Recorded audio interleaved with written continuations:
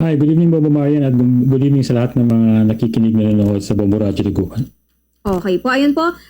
Ito, nais natin kayong hingan po, Sir Kaloy, ng mga reaksyon mula po sa Human Rights Watch. And dahil recently, na-interview po natin kayo tungkol po, lalong-lalo na, nung naaresto po si former President Rodrigo Duterte at dalhin sa custody po ng ICC. Dahil kamakailan po si President Ferdinand Marcos Jr. po, Sir Kaloy, ay nagayag po ng pagiging bukas niya na umano'y sumali or mag-rejoin po ulit ang atin pong bansa sa International Criminal Court or ICC. Sa inyo pong pananaw, Sir Kaloy, ano pong inyong siguro opinion o reaction po dito? Well, siyempre nagagalak tayo na ganyan ang nagiging posisyon ng Marcos administration tungkol dyan. Lagi panawagan na naman natin dati pa at even yung ibang mga human rights groups na kailangan talagang bumalik ng Pilipinas sa ICC sa pamamagitan ng pagratifika ng Rome Statute. Kasi itong ICC ay isang napaka mahalagang instrumento para sa accountability at sa karapatang pantao sa Pilipinas. At yun nga, sana ituloy-tuloy na ng Pangulong Marcos yung commitment ng ganito at talagang gumawa ng mas definitive na hakbang kung paano hakbang na talagang babalik na ang Pilipinas sa ICC. At pag nangyari yun, marami siyempre ang masisiyahan at marami ang tingin dito ay magiging mas katanggap-tanggap ang Pilipinas sa international community dahil sa kumbaga ay pinatutunayan nito na yung kanyang commitment sa karapatang pantao ay totoo. So yun, isang very welcome development ito. Okay po. So, sa tingin po ninyo, Sir Kaloy, ano kaya yung mga naging factors para sa ngayon po ay i-reconsider po ni Pangulong Ferdinand Bongbong Marcos Jr. yung pagsali or pag-join po sa ICC? Do you think malaking factor po itong, of course, pag-kaaresto po kay former President Rodrigo Duterte na naharap nga po sa crimes against humanity sa ngayon po sa The Hague sa Netherlands po? Well, hindi naman natin may pagkakaila, Marian, na yung hiluaan ng mga Duterte at Marcos sa politika ay malamang isang dahilan ito, malaking dahilan ito kung bakit nagbago yung posisyon ng Marcos administration tungkol dito. Kasi kung natatandaan mo, dati ang lagi nilang sinasabi ay hindi nila nire-recognize ang ICC, ayaw nila makipag-cooperate sa ICC, at nagbago ang lahat mula nga nung maaresto si Ginoong Duterte at nung lumabas na yung away nga ng mga Marcos at mga Duterte. Pero ang isa gusto namin tingnan dito ay itong pagbago ng isip ng gobyernong Marcos tungkol dito ay posibleng dahilan din ito ay dahil nga lumalakas yung panawagan ng mga human rights defenders tsaka also ng mga international monitors katulad ng UN na in fact ng isang araw nga nagabas nga ng statement si UN Special Rapporteur Irene Khan na talagang sinasabi niya na dapat nang bumalik ng gobyernong ng gobyerno ng Pilipinas sa ICC. So yung pressure na ito ay tingin namin ay mahalaga nandoon na para hikayatin ang gobyernong Marcos ngayon na i-ratify uli yung Rome Statute. At pero sa isang banda, siyempre, ang tinitingnan din namin na sana ay mas malalim na dahilan dito ay dahil nagbabago, bumubuti yung pananaw ng gobyerno sa karapatang pantao. Kumbaga, mas importante yun kasi hindi lang ito usapin ng ICC. Meron pang ibang mga bagay sa Pilipinas na hinggil sa karapatang pantao na dapat ayusin ng gobyernong Marcos. At tingin namin, itong pagbabago ng posisyon sa ICC ay isa lang ito sa mga dapat niyang gawin. Okay po. Meron bang mga siguro sa kaso pong ito, Sir Kaloy, may mga ibang bansa din po ba na kumalas sa International Criminal Court or ICC na baka maring pwedeng pagbasihan din at ayun po, nag-rejoin or sumali ulit sa ICC, sir? Or kung sakali, hindi ako sigurado kung ilan o anong bansa ang ginawa na yan, pero definitely merong puwang sa ICC na bumalik.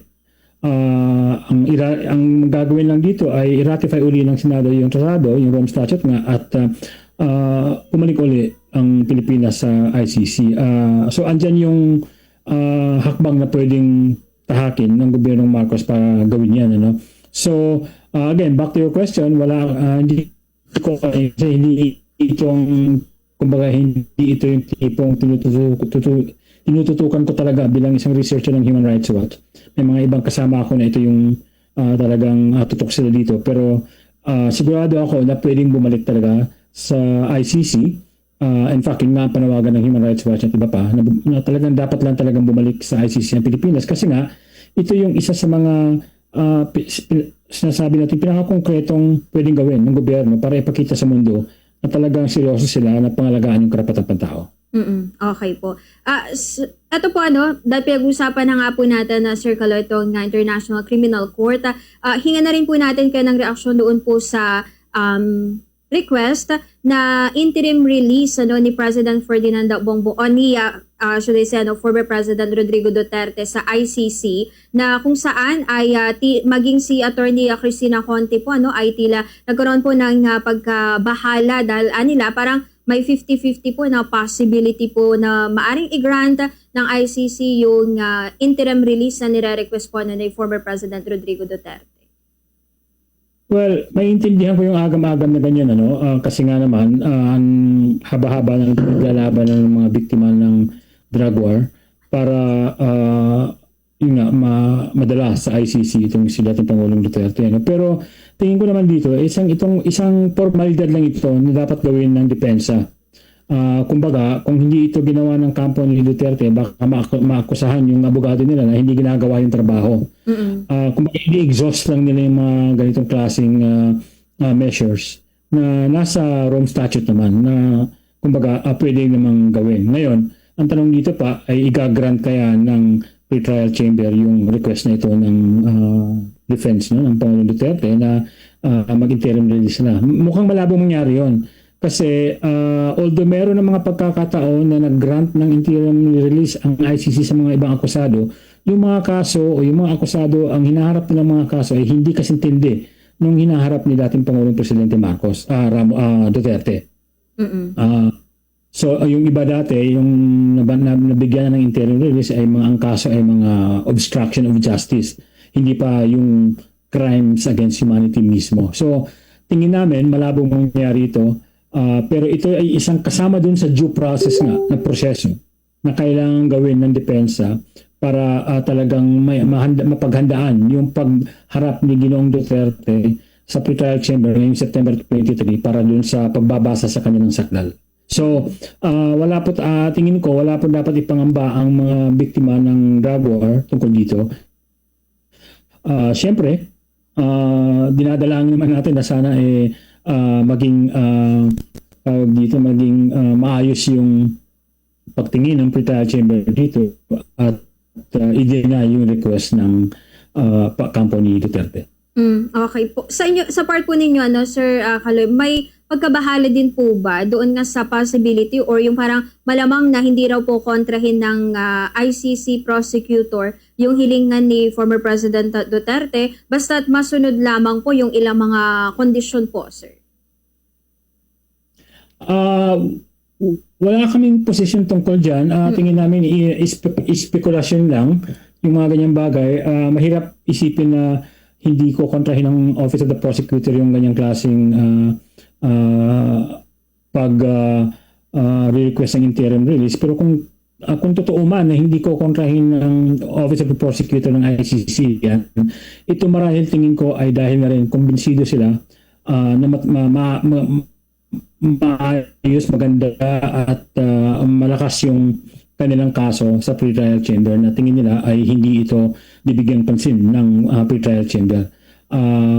Kumbaga, sabi ko na kanina, isa lang itong formalidad, kasama ito sa proseso na kailangang tugunan ng pre-trial chamber. Hindi pa mismo ang Office of the Prosecutor kasi sila titingnan naman nila kung paano mag-react o paano mag-decide yung pre-trial chamber tungkol dito. At mukhang kumbinsido sila na maayos yung kaso laban kay Duterte, kaya siguro naisip ng iba na hindi na nila kakalabanin itong pag-request ng interim release kasi nga alam na nila na pagdating sa pre-trial chamber malinaw na hindi pagbibigyan ng chamber itong request na ito. Okay po. And doon lang sa possibility naman po, Sir Kaloy, kung sakali lang na magranta po itong request ng kampo ni dating Pangulong Rodrigo Duterte, ay impossible naman po, Sir, na sa atin pwedeng payagan dito sa Pilipinas po kung sakali. Ay, hindi mangyayari yan kasi hindi na tayo member ng ICC. It has to be a member country. At syempre, given kung titingnan mo kung gaano katindi yung mga akusasyon kay Presidente Duterte, hindi pwedeng ibang bansa na malayo sa Hague ilalagay yan si nating Pangulong Duterte kung sakaling mag-grant nga yung kanyang interim release na request. Kung baka mangyari niyan, baka dyan mismo sa Switzerland, kung sa malapit sa ICC mismo, bansang Netherlands mismo, sorry, hindi Switzerland, Netherlands mismo ang kumbaga kukup-kup sa kanya na hindi malayo sa headquarters ng ICC. Pero again, spekulasyon ng mga ito, pero definitely hindi sa Pilipinas kasi hindi na tayo member ng ICC. Okay po. So, kanina na-mention nyo din po, Sir Kaloy, na walang, sa ngayon, dito sa request na ito, walang dapat na somehow parang ikatakot naman po yung mga victims ng madugong war on drugs or victims po nung nakinasasangkutan po dito sa crimes against humanity ng kaso ni former President Rodrigo Duterte. Kampante ba kayo doon, sir, despite na hindi man si President Duterte or former President Duterte, pero in power pa rin sa ngayon ang mga Dutertes and even, of course, yung mga allies po nila dito sa Pilipinas po, sir? Well, ang kaibahan kasi ngayon, kung dito yung paglilitis na yan, kung dito sa Pilipinas ginagawa yan, syempre, may matinding pangamba tayo, no? Pero nasa ICC. Kaya nga importante ito kasi ito nga ngayon yung dahilan kung bakit kailangan sa ICC siya litisin, hindi dito sa Pilipinas. Kasi kita naman natin yung mga kayang gawin ng mga alipores niya, no? Para sagkain yung pag-imbestiga, paglilitis sa kanya. Hindi imposible magkakaroon ng hustisya dito sa Pilipinas kung dito gagawin yung paglilitis sa kanya. Kasi nga, naipakita na ng gobyerno ng Pilipinas na hindi kaya ng hustisya natin, na napaka-dysfunctional ng hustisya natin para kumbaga litisin siya dito. Kaya maigi ngayon nangyari na nasa The Hague siya ngayon, no? At dun nga lilitisin. At tingin namin, ito yung pinakamagandang option para makakuha talaga ng hustisya sa mga namatay sa war on drugs tsaka sa Davao Death Squad. Okay po. So, bali po Sir Kaloy, sa akin po ba meron bang mga nakikipag-ugnayan sa inyo or nakakausap po kayo na mga victims po na war on drugs, of course, progress or proceedings pa rin itong kaso ni former President Duterte, sir, dito sa Pilipinas po? Well, may nakakausap kami mga pamilya, pero in terms of the progress dun sa kaso mismo sa Hague, mahirap yan, no? Kasi hindi pa naman public yung nangyayari doon. So, umaasa lang tayo doon sa mga announcement ng Office of the Prosecutor, Pre-Trial Chamber, kung ano yung mga updates na lumalabas from them.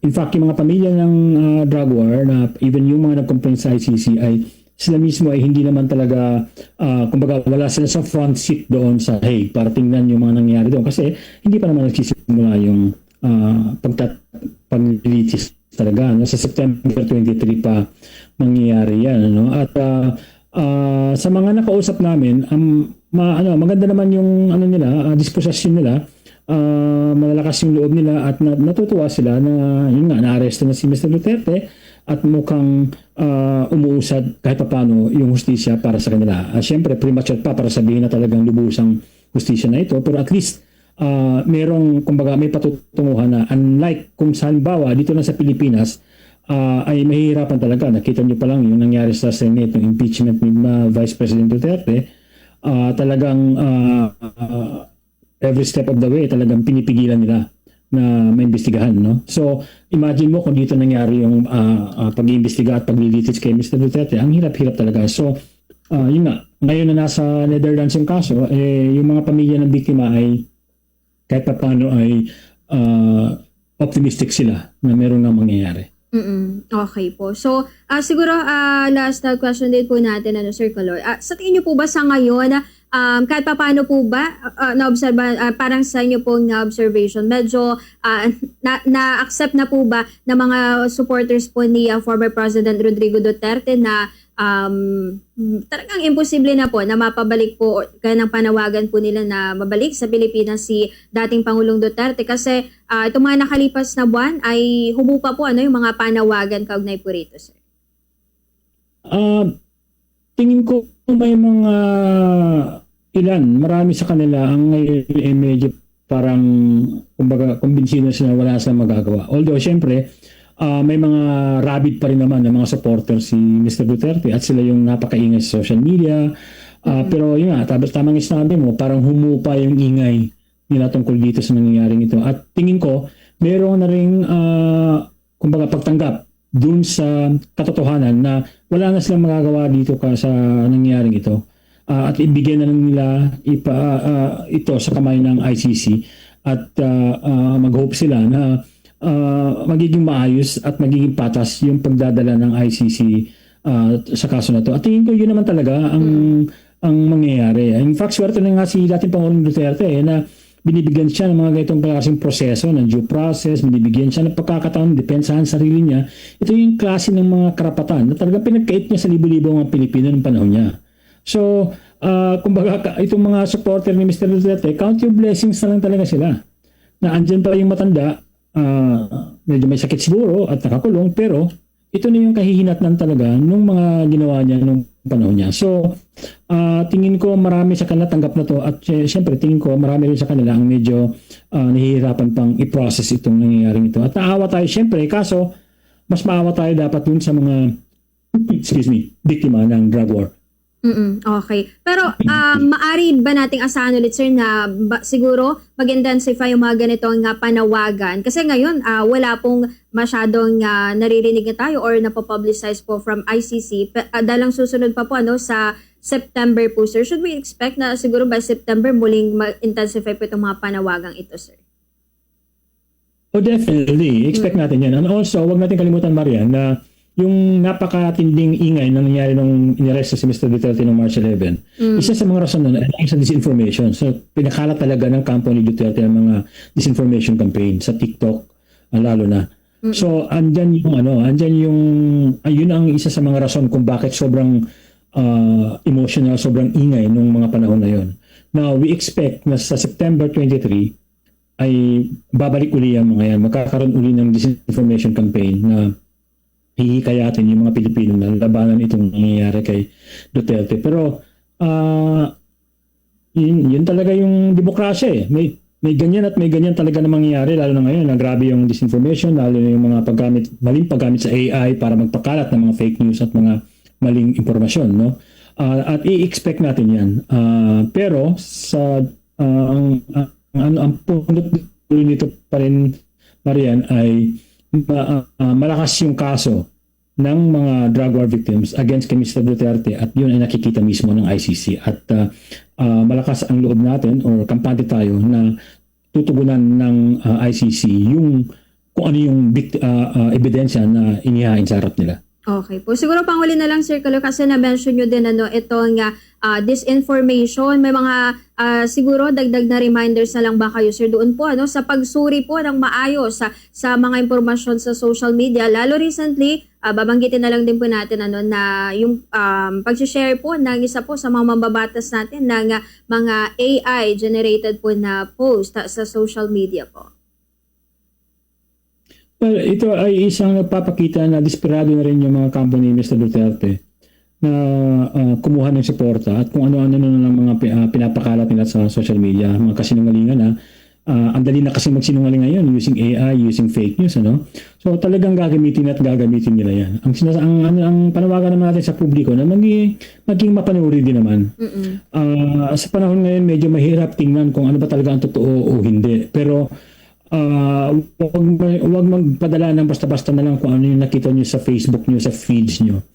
Suriin nyo rin yung mga balita, pumunta sa mga legitimate na mga news sources, mga legitimate na mga media, radio stations, katulad ng Bombo Radio, mga newspapers na established na, yung mga online media outlets na talagang may kredibilidad. Hindi lang yung kung ano yung nakita ninyo sa feeds ninyo sa social media kasi doon talaga kumakalat ang mga disinformation at maling mga balita. At ito naman ay kasama na rin ito sa mga duties natin bilang ayan, pangalagaan natin yung ating demokrasya by being